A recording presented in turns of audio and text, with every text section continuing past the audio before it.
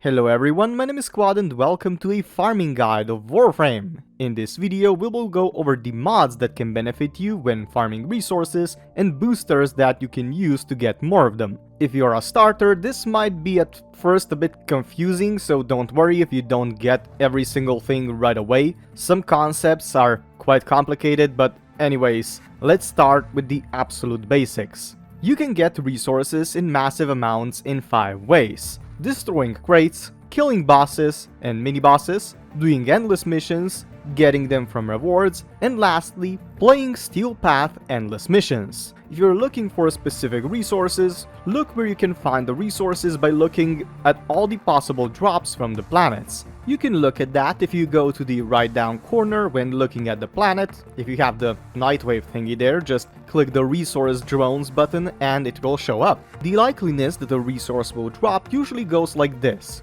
If the resource is at the top of the list, the drop chance is common. And if it is at the bottom, the drop chance is garbage. When you are in the mission, there are two possible sources of drops: crates and the enemies. Enemies have a 7% chance to drop a resource, which is not that high. This means you will have to kill 14 enemies on average in order to get one resource. For starting players, the fast killing and massacring will not be an option right away, so crates are the best option to go for. Most resources have their own deposit, which you will find semi-rarely in every mission. I recommend looking for these specifically since they are your main source of early resources. You may also farm resources by destroying normal crates, which is also advisable at the start since you get endo, credits and item stars from there as well, but I will make videos on how to farm solo or in a squad in the future more in depth, so yeah, stay tuned for those. But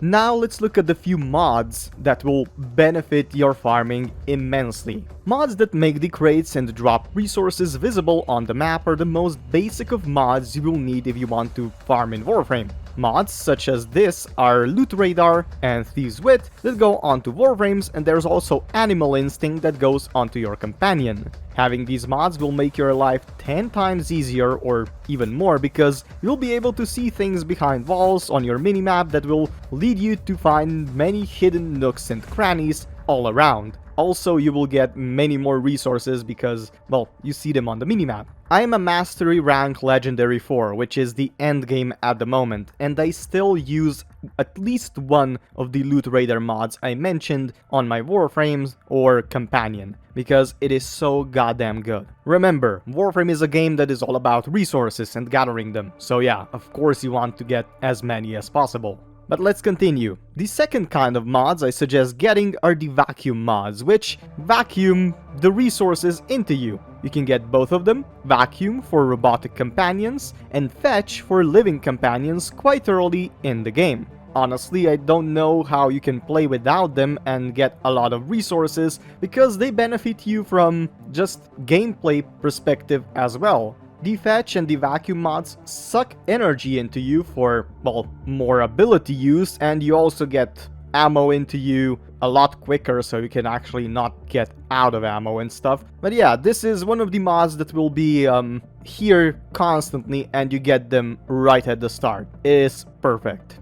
A mod I also recommend if you want to max out the drop chances of resources from enemies is Spare Parts, which you can install on your robotic companions. What the mod does is quite simple. It marks a target every 15 seconds, which increases the number of resources it will drop by 200%. While this sounds amazing, it really isn't that significant. What it means is, if the target has 1% chance to drop a resource, it will increase it by multiplier of 200%, which is, well, from 1% multiplied by 200% is 2%. Not the best, but I definitely recommend it if you are using robotic companions. Those are the main mods I recommend getting for farming resources. There are some more, but they are specific to plants or fish, which I'm not going to bother with in this video. They deserve a video of their own. Instead, I will also show you a few ways to boost the number of resources you can get from the resources that drop on the ground.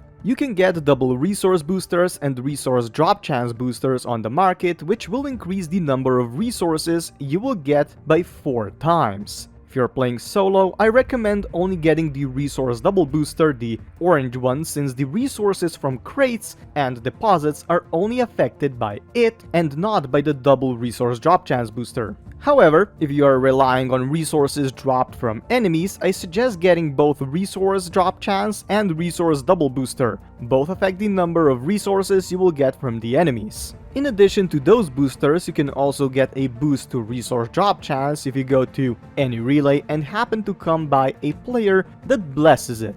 These blessings give you a 25% increase to drop chance, which is great, but they do only last for a few hours, so yeah. You may ask for blessings if you are on any of the relays, but please don't be too annoying, and angry if you don't get it right away. Legendary Mastery rank people are usually quite charitable. Another boost to resources, both with drop chance and double resources, is from Fissure missions. If you play an endless Fissure mission, you will get every 5 waves or 5 minutes, or well, every time you get a reward, you will get an increase by 25% to one of the 4 stats that can be increased, and you can also get a Void Relic. I recommend going for really long Void Fissure missions later in the game because the amount of resources you will get is absolutely insane.